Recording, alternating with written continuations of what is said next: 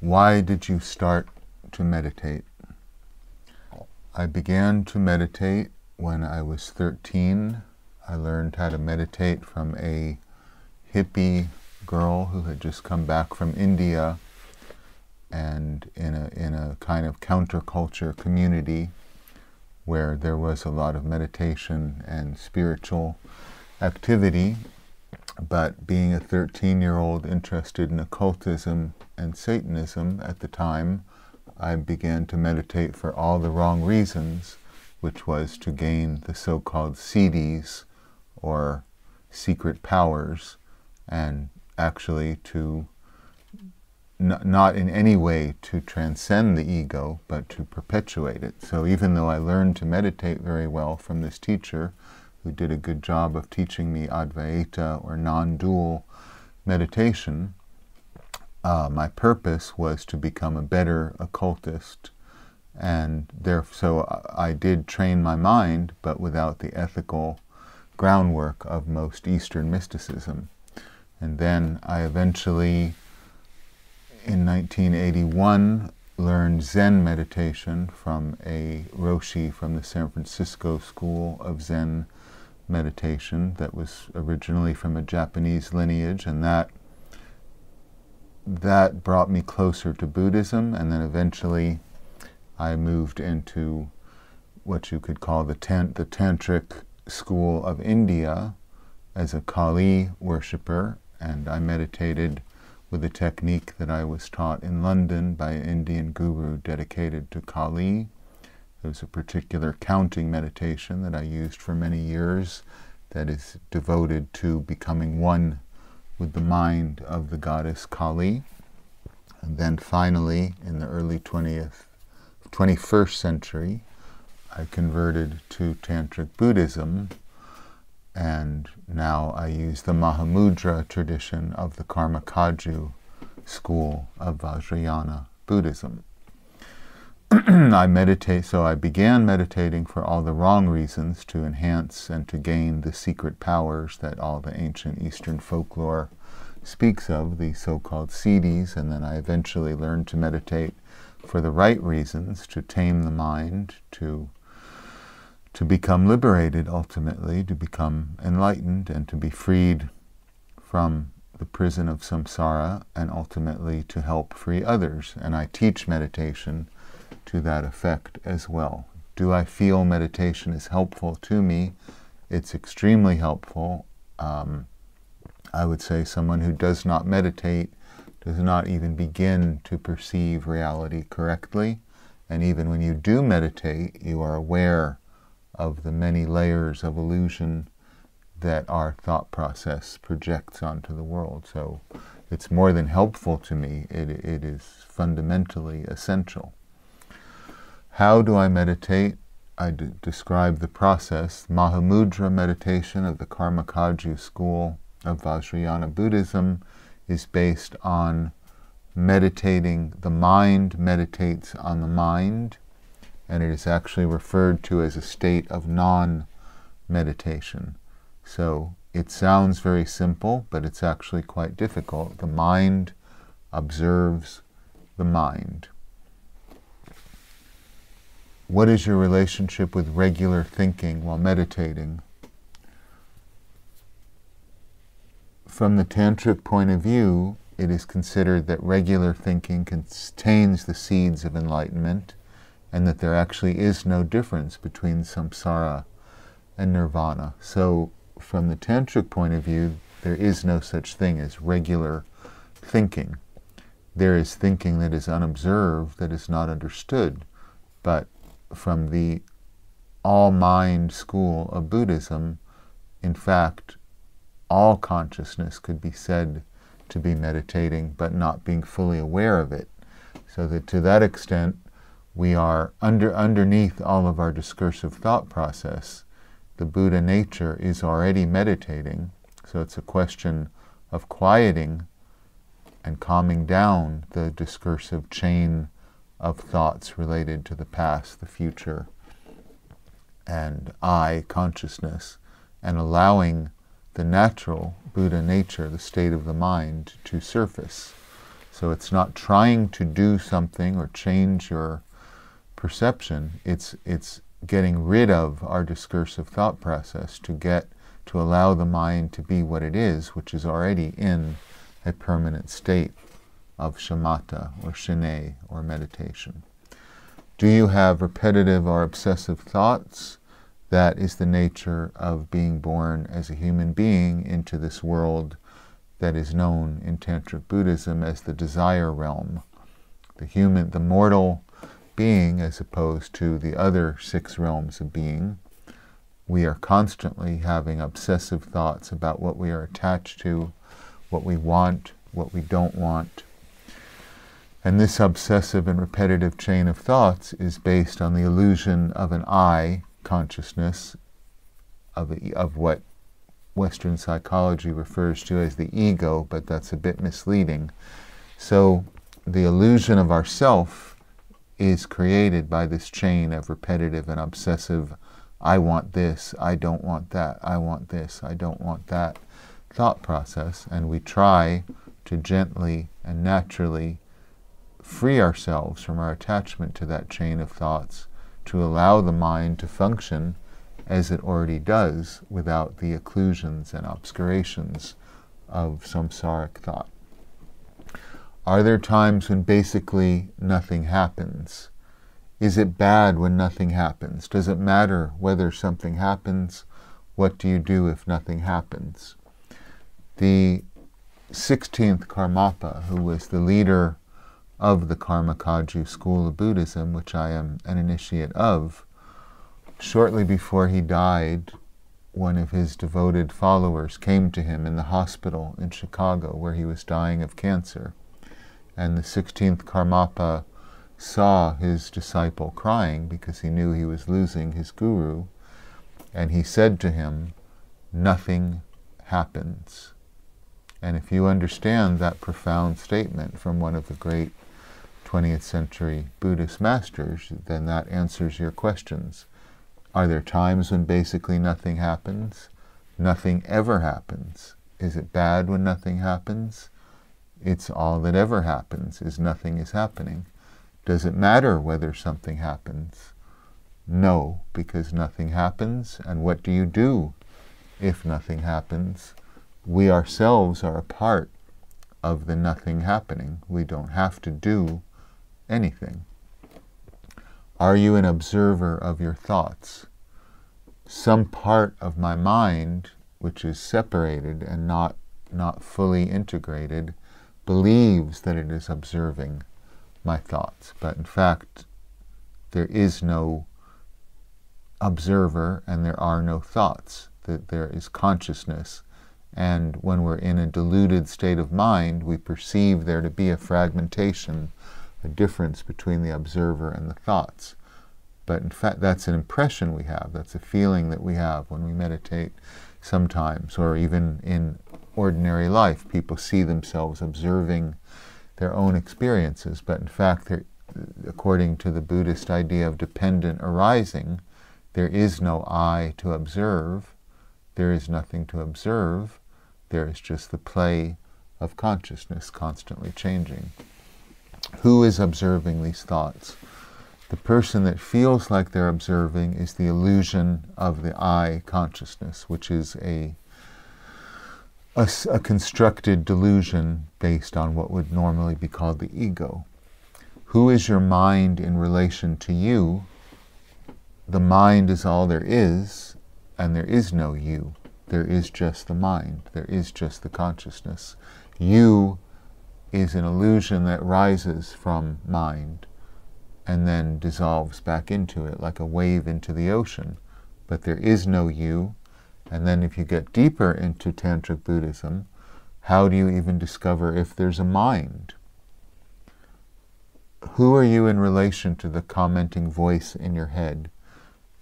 It seems like that's a separate voice from your consciousness, but the person hearing that voice and the person saying it and the person observing a mind hearing a voice are all actually a unified consciousness that is temporarily fragmented.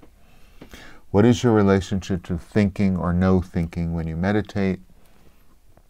It's a common misunderstanding to think that meditation is about absolutely suppressing any thought whatsoever. That is an error.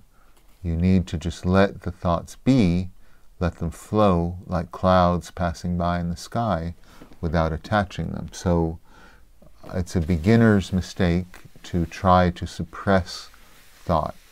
What you do is you let it flow, but you don't grab onto it. You don't identify with it. So thinking or no thinking, it doesn't matter. You let consciousness be what it is without forcing it or adjusting it or manipulating it to be anything.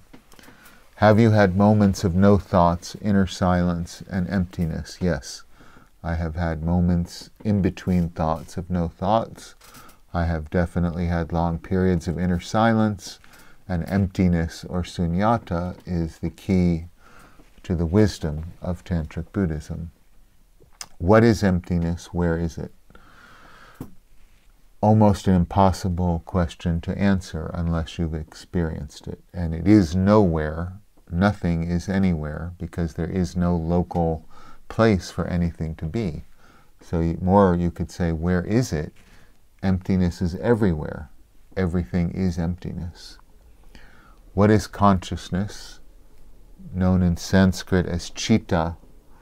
Consciousness is an invisible and intangible luminosity that is able to observe, that is able to generate thought, and that out of consciousness comes our entire experience of reality. But consciousness is all-pervasive. There is nothing that is not consciousness. So it is not separate from the mind. It's not like you have a consciousness. We are consciousness. Have you had unusual experiences around meditation? Yes, I've had many, many unusual experiences around meditation, more than I can describe. I've had recently moments of telepathy, moments of prophecy, moments of realizing something that I wouldn't know were I not meditating in the context of the clarity of mind. I've had visions. I've had very elaborate visual phenomena, audible phenomena, touch phenomena, illusions of the body being smaller, larger, disappearing altogether. So yes, absolutely had many unusual experiences to the point where they no longer are unusual, because the unusual becomes usual. Have you ever lost contact with feeling your body or had sensations of floating, falling, or similar? Yes, very often I've had lost contact with feeling my body and had sensations of floating. It is necessary to try to get back to your body and not drift away into abstract a manner. It's important to be aware of your actual physical body. Have you ever forgotten who you are when meditating or in everyday life? Yes, the ego illusion comes and goes when you've been meditating a lot. There are long periods in which it isn't that you forget who you are, but your mind is no longer anxiously focused on who and what you think you are. It's just being, it's just experiencing, and it doesn't have a sense of being an I. But then that doesn't last forever. Then the I sense comes back. So yes, through meditation, I have definitely forgotten who I am. I have forgotten where I am. After very intense periods of meditation, I've looked around at a familiar environment and not known where I am at the moment. Has the body disappeared for you? Yes, either when meditating or in waking states, both. Have I ever had any profound revelations during, after meditation? It's important not really to define your revelations as profound. They're merely phenomena that occur in the mind. They can be interesting, fascinating, but you don't really want to attach to them. You certainly, automatic realizations come to you as the Buddha nature is revealed through meditation, and they change you, but you don't have to hang on to them. And this is a problem of many Western esoteric people who dramatize or become very histrionic about the visions and experiences they have. In Tantric Buddhism, it's taught not to get too hung up or too fascinated with the various psychic phenomena and visual, almost hallucinatory experiences you can have in meditation. You just observe it and let it go, like any thought. Do you play with your visual field in meditation? Not consciously. I do not play with my visual field, but the visual field seems to play with me. Observing the breath is a central part of some meditation practice. What happens to your breath in meditation?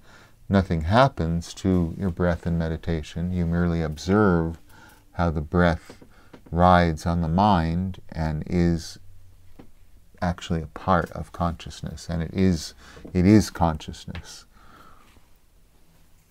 Is meditation fun?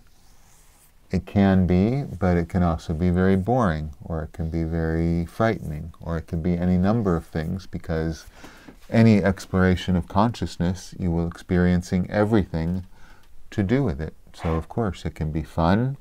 Meditation, kind of like brain surgery, touching on different parts of the brain can make you cry or laugh or angry. Meditation touches the entire consciousness, so you feel the full gamut of emotions, including fun. Have you ever laughed while meditating? I have. Did you ever meditate to get high? To a certain extent when I was younger, yes. I could say that I enjoyed the feeling of being in a blissful state of meditation, but that's actually incorrect, and one should not try to aim for that. So that can become a kind of drug. But yes, when I was younger, I did do that. What other activities are like meditation? I'm a musician and a writer, and I would say that composing and performing music and singing can be a form of meditation, and that I use it that way. Writing can be a form of meditation, but actually, according to Tantric Buddhism, even eating food or going to the bathroom or walking down the street or getting dressed can be a form of meditation. So it's all a question of intention and understanding. Do you time your meditation? I do not time my meditation. What do you use to time your meditation? I don't. I have a rough idea of how long it's going to be, and after having meditated so long, I generally know when to stop. I prefer to meditate on my own, although I can certainly meditate in a group. It's helpful to meditate with people who are at least on your same level. It can be a bit distracting otherwise, but I could meditate comfortably under any environment with a group, alone, or any other situation. If you experience physical or mental discomfort, do you write it out or change something? If it's extremely uncomfortable, you should get up and move around and then sit down again so you can concentrate. Meditation is not meant to be a torture device or obstacle course. So it depends. You can have a physical pain you could ignore, and some of them it depends on the situation. What is your relationship with time when you meditate? Have you ever lost a sense of time? I almost always lose a sense of time lately, and the relationship with time becomes very ambiguous and loose when you're meditating, or at least when I'm meditating. There's no sense of time passing. Do you think all meditation is the same? I do not. In fact, every meditative experience is quite different. Do you ever make excuses why you shouldn't meditate? Yes, I have. I think everybody who meditates has times when you just don't have time to do it, and you give yourself stupid reasons, and they're never valid. You should always meditate. So no excuses I could have were relevant. We should always find time to meditate. How is your life different if you don't meditate for a while?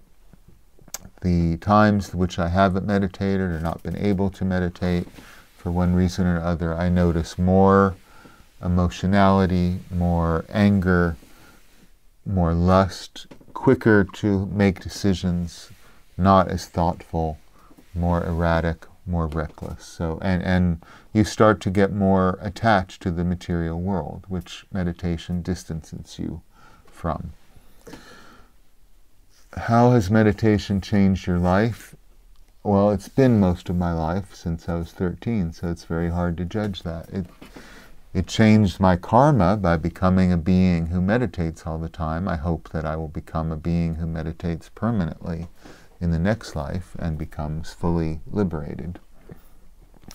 Are there cliches and misconceptions about what meditation and surrounding areas like mindfulness is that you know to be accurate? Yes, there are such cliches. The worst one is that you should just stop thinking altogether, which is impossible, but a lot of people try to do that. Secondly, that meditation will make you happy or blissful in some conventional way. It can, but it actually, at first, it will just show you exactly the conditions you're in. So it's not a feel-good thing, and the point of meditation is not to feel good, but to perceive reality correctly, which could be quite painful. Do you have, before you meditated or practiced mindfulness, did you have misconceptions too? Yes, but I was 12 years old before that, so they're kind of irrelevant. There is no time, there is no time, there is no time, there is no time, there is no time, there is no time.